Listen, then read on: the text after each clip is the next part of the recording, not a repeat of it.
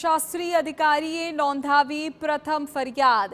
વર્ગ 1ના ઇન્ચાર્જ ભાવનગરના અધિકારી ભરતકુમાર જાલોધરાએ તળાજા પોલીસ મથકમાં ફરિયાદ નોંધાવી છે।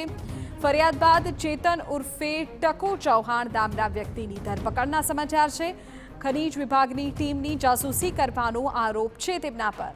ભાવનગરથી મહુવા જતી ટીમની જાસૂસીનો આરોપ। અધિકારીઓનો પીછો કરી લાઈવ લોકેશન અને ઓડિયો દ્વારા ખનીજ માફિયાઓ સુધી મેસેજ પહોંચાડવામાં આવતા હતા। પકડાયેલા આરોપી પાસેથી વોટ્સએપ ગ્રુપની ચેટ મળી છે। જય સિકોતર નામના ગ્રુપમાં અધિકારીઓના લાઈવ લોકેશનના મેસેજ પહોંચાડવામાં આવતા। ખનીજ માફિયાઓ સુધી મેસેજ પહોંચાડવા દર મહિને હજારો રૂપિયા વસૂલાતા હતા। અજીત ગઢવી અમારા સંવાદદાતા પૂરી જાણકારી આપી રહ્યા છે। જી અજીત।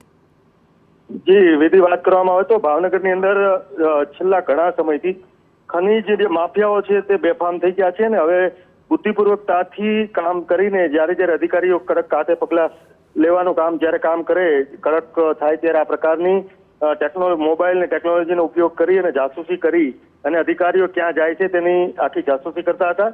આ સમગ્ર ઘટનાને લઈને ખનીજ વિભાગ દ્વારા જ ભૂતશાસ્ત્રી અધિકારી દ્વારા એક ફરિયાદ નોંધવામાં આવી છે। વર્ગ 1ના ઇન્ચાર્જ ભાવનગરના અધિકારી છે ભરતકુમાર જાલોદરા, તેના દ્વારા તળાજા પોલીસ મથકની અંદર એક ફરિયાદ નોંધવામાં આવી છે। અને આ ટીમ જ્યારે ભાવનગરથી જ્યાં બહાર જાય નીકળે ક્યાં રેડ કરવાની છે તે તમામ માહિતી એક જે એમની પાસે જે મળી છે તે પ્રમાણે ચેતન ઉર્ફે ટકો ચૌહાણ નામનો વ્યક્તિ અધિકારીઓને જાસૂસી કાંડ કરતો હતો અને આ કાંડની અંદર આ અધિકારી દ્વારા ફરિયાદ મૂકવામાં આવી છે। અને આ પકડાયેલા ઈસમો જે છે તે મોબાઈલ દ્વારા વોટ્સએપની અંદર ગ્રુપની અંદર ચેટ કરીને જય સિકોતર નામનું ગ્રુપ હતું જે ચલાવવામાં આવતું હતું, જેમાં અધિકારીઓના લાઈવ લોકેશન મેસેજ માફિયા સુધી પહોંચાડી દેવામાં આવતા, જેને લઈને આ લોકો એલર્ટ થઈ જતા અને આ માટે આ કામગીરી કરવા માટે તેને 1000 થી 1500 રૂપિયા મળતા હતા। પરંતુ ભાવનગર જિલ્લાની અંદર હવે ચોક્કસપણે તંત્ર દ્વારા કલેક્ટર વિભાગ દ્વારા ખનીજ વિભાગ દ્વારા કડક હાથે એટલા માટે પગલાં લેવા જરૂરી છે, કારણ કે ખનીજ માફિયાઓ જ્યાં નદીઓ છે આ સિવાય જ્યાં શક્યતાઓ છે ખનીજ લઈ લેવાની ત્યાં અનેક જગ્યાઓ ગેરરીતિ થઈ રહી છે, અનેક જગ્યાઓ આ પ્રકારની કામગીરી થઈ છે।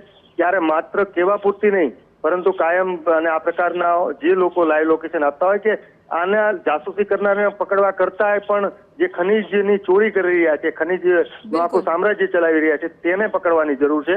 ચોક્કસપણે આનાથી એને એક રસ્તો મળે છે કે ખનીજ માફિયાઓને ખબર પડી જાય છે, પણ ઘણા એવા મોટા માફિયાઓ છે જે અધિકારીઓને ખબર પણ છે કોણ કરે છે, ક્યાં કરે છે, ક્યારે કરે છે, એટલે આ ચોક્કસ કામગીરી સારી કહી શકાય। પરંતુ જાસૂસી સિવાય જે કામગીરી કરી રહ્યા છે, જે કાયદેસર ખનીજની લૂંટ ચલાવી રહ્યા છે, બેફામ પૈસા કમાવી રહ્યા છે, તેના પર પગલાં લેવા જરૂરી છે। બિલકુલ અજીત, એટલે આ મામલે ઠોસ કાર્યવાહીની પણ એટલી જ જરૂર છે।